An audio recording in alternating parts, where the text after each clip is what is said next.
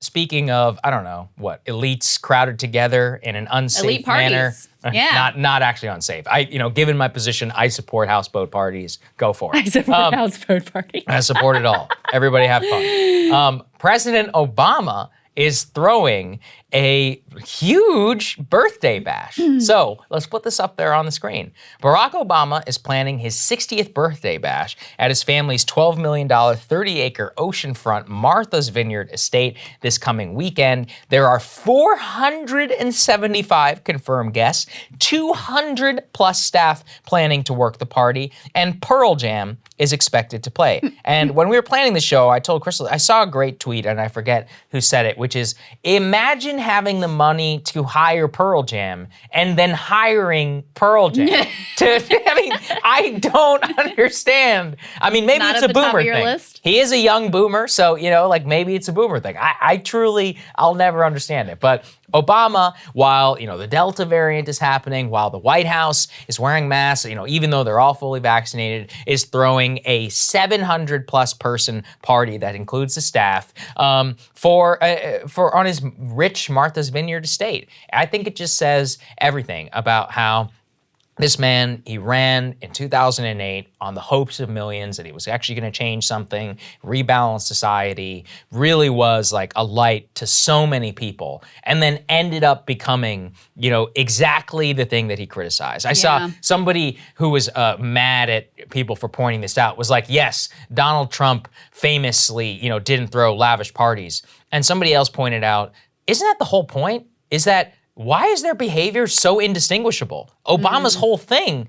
is that he wasn't like them. And Trump, the way he was able to come to office is to say, they're all just like me, which it seems true. I mean, Obama has embraced his role as a member of the mega rich and an Instagram influencer. Part of his pitch was, I'm already rich. Yeah. So I don't need their money. I don't need to cash in. I don't need to suck up to these people. I understand how the game, I'm already rich, so I don't need to parlay my public service into fabulous intergenerational wealth the way that the Clintons did, the way that Obama did. George W. Bush, of course, was already rich as well, and we saw how that went too. Few things I want to say here. First of all, I have a friend who's really into Pearl Jam. Apparently this is a thing. Like there's a whole still group of relatively sizable group of people who are really into Pearl Jam and go to their shows and follow them around, whatever. Right. Didn't know that. And I also didn't know that the former president might be part of that group. That's one thing. Another thing is, just so you know, I agree with you in terms of the safety and the whatever, it's fine. They're saying that these people are supposed to get tested for coronavirus. I don't know what the protocols are or whatever, but it's outdoors, so I think this is fine. But we should say that Francis Collins, the director of the NIH, thinks otherwise. On Sunday on State of the Union, they said, look, if you're talking about a small party like I might have in my house for 6 or 8 people who are all fully vaccinated, I do not believe at this point we need to put masks on to be next to each other. While discussing generic masking protocols, but not the Obama party itself, he added, but if there were 100 people, and of course, how are you really going to be sure about people's vaccination status, then it, is a different deal. They're not saying whether or not guests are going to be required to wear a mask, which means that guests are not going to be required to wear a mask, which again, they shouldn't be. I think it's fine. It's fine. Especially they're going to be outdoors. They're probably all vaccinated. It's really probably fine. But it's different from what some of the public health officials are saying at this point, which is interesting. And then the other point of this is just how gross it is that our public servants use their quote-unquote public service as a vehicle to amass gigantic fortunes. And it is especially sad with Obama because he did pledge to be something different. Yeah. And I almost feel about him and his mistreatment of the people that believed in him the same way I feel about Trump and his mistreatment of the people who believed in him, because he also promised to be something different. He also promised to, break up the elite circles and work for the people. And then he just goes in and is like, hey, Paul Ryan, send me your tax plan. Let's do that as my major accomplishment in office. But right then when Obama came into office and you had this group of young people, I was young at that point, who were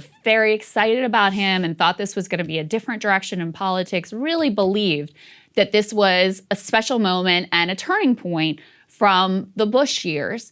And, there were signs were always there. Like if you looked at his record previously, he wasn't really, doing anything. He was kind of a centrist, more interested in the like bipartisan fetish than anything else. His backing came overwhelmingly from Wall Street. But there was this tremendous optimism and hope and belief that this was a turning point. And in fact, that was the moment when the country really needed that turning point, because you were talking about coming out of the financial crisis. And here you have this once in a lifetime political talent who has all this goodwill and a grassroots base, the first real grassroots fundraiser, all these pieces in place. And then what does he do? Bails out Wall Street. No one goes to prison. Homeowners left to dry. Tries to get TPP through, the surge, drone strikes, expansion of the national security state, all of this stuff that he did. And so at the very moment when the country was open to a dramatic shift, needed a dramatic shift, really needed to show that we could deliver for ordinary citizens again, really needed to make people whole and bolster the middle class coming out of a recession where the majority of the jobs that were lost were middle class, and the majority of the jobs that were gained out of that recession were low paid, like service sector type jobs. So you have this tremendous shift happening in real time in the economy. And he didn't do anything about it. In fact, worse than doing nothing about it, he actually hardened and bolstered the rich and the powerful and those who already were, monopolists and pushing to the forefront of American power. So that's why, I look at this party and his wealth and all of that with such both sadness and contempt, because he had an opportunity. He had the trust of so many people. And ultimately, he's used it to enrich himself and his family. Yeah, I mean, he could have been FDR, and now he's just a rich dude on Martha's Vineyard hanging out with George Clooney and Oprah. And look, it sounds cool, but great for him. It's like, that's good for you. How's it for the rest of us? How is it for the rest of us and so many millions that you let down? The different story. Hey guys, thanks so much for watching. That's right. Just as a reminder, you can become a premium subscriber today. Watch the full show completely uncut, our reactions to each other's monologues. You get to listen to it. You get to ask us questions, all that good stuff. Link is right there in the description or at breakingpoints.com. Best of all, great way to say screw you to the mainstream media.